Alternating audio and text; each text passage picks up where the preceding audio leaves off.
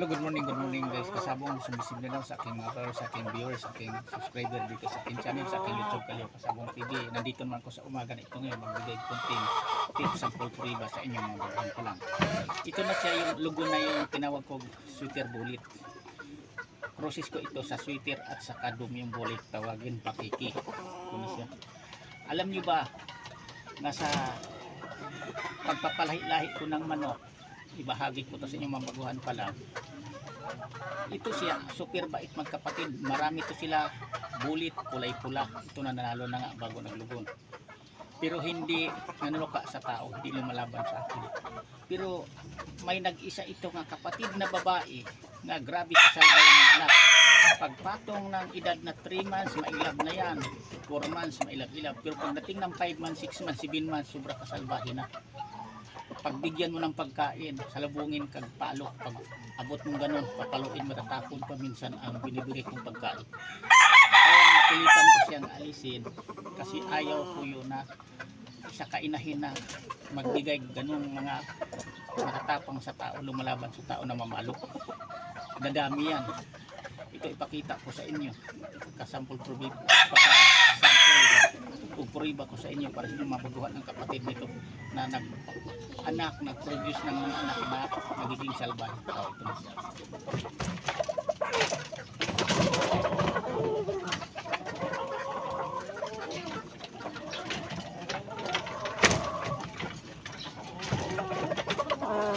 Ito siya, ganyan ang kulay niya. Kapatid yun, yung tinawag kong sweater bullet.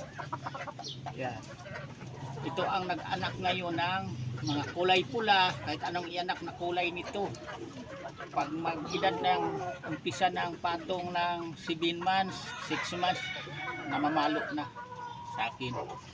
Pero ang isang kapatid nito nga babae, mga mababait din ang nagiging mga anak. Ito lang siya nag-isa. 2 beses ko na pina-incubate ang nagiging itlog nito. Lahat na magiging anak na lalaki nito talagang matapang na mamalo sa tao. Kaya sayang sana ito. Oh, may kahit man. Sakto sa sukat ito dahil piling-pili ko nung sisiw pa ito. Yan o. Oh. Kung napansin nyo. Oh. Sakto sukat may kahit. Bulto ang katawan nitong pagkainahin. Nung nagdumalaga pa ito, dikit na dikit ang sipit-sipitan nito nung nangingitlog na bumita. Yan. Kayong mga baguhan pa lang, may advice ko sa inyo kung mayroon kayong katulad na inahin ito, kasi first time ko rin ito nagkaroon ng inahin sa katagal ko na nagpalahig manok na ang nagiging anak niya basta lalaki, matapang. Doon ko rin napansin ito siya mismo nga pagkainin ko siya, tutukain ang kamay ko nito. Noong nagdumalaga pa ito, kung nakakulong to siya, pag bigay ko ng pagkain, salubungin, akala ko nagbibiro, tinutuka muna ang kamay ko bago kakain ito. Kaya sign pala, palatandaan ang magiging anak niya, magiging mga salbahe. Yan yun. Kahit maayos sana to, mangingitlog, marami ang produce yung itlog, 15, pinakababa, 10, tapos marami ang nagiging lalaki. Sa 10 ang magiging anak nito nga lalaki, nasa 8, 7, dami ang mag-ianak na i-produce mga lalaki sa initlog nito. Kailang mga salbahe, parehas talaga, walang mapili sa magkapatid kahit maraming lalaki. Pero ang kapatid nito babae naman, yung mga kulay kulang magiging anak o bulit, mga mabait naman. Kaya ito na ang pinakasampul puriba ko sa mga baguhan pa lang sa pagpalahi natin ng manok. Process, mayroon talagang lumalabas pa lang matatapang ang ilabas na magiging anak. Kaya huwag na natin patagalin tulad nito. Masubukan ko na siya, alisin ko na siya. Kasi ayaw kong dadami pa ang magiging anak ng salbahe. Nandoon lang naman ang mga kapatid na babae nito, mabait naman ang magiging anak. Pati yung kapatid itong bulit, sa ito lang nanalo na nga yung mga kapatid na yun, pero walang lumalaban sa akin, hindi ako tinutuka, super bait.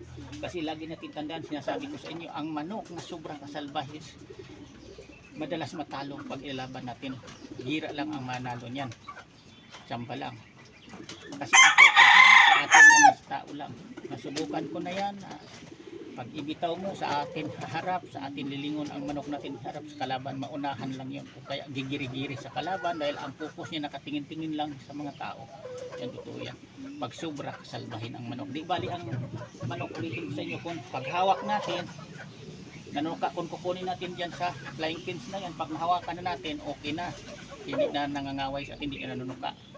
Pero yung manok na panay lingon-lingon lang talaga, kagi nakagat tayo, kahit iharap na natin ganun sa atin, nakapokus kumakagat sa atin, para pwede para sa akin na gawin kong mga panglaro panglaban yan, dahil madalas matatalo sa akin yan sa obserbasyon ko. Yan lang, sana mayroon kayong tutunan sa umaga nito ngayon.